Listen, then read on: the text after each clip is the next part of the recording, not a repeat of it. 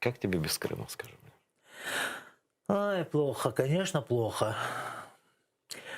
Не хочется, конечно, там говорить, вот там кто чтоб сдох там, и чтобы Крым быстрее вернулся. Но вот жду, когда это, то есть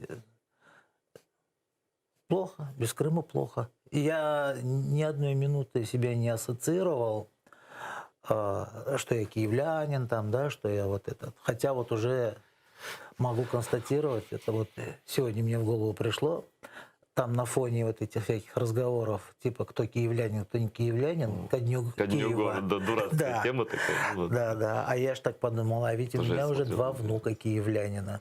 Именно рожденных В здесь. Киеве рожденные уже. Вот. То есть вот так как бы очень грустная вот эта вот вся эта история, и оно вот то, что я там, это первые годы, вот когда еще в Крыму когда жил, это нищета, это там, не знаю, по каким-то пешком, без транспорта, без И ничего. все равно это было И счастье. это было такое счастье, я ощущал вот этот ауру. Аура. То есть никакой Вот, комфорт это не да, заменит. да, да. Слушай, что-то мне тоже аж плохо стало.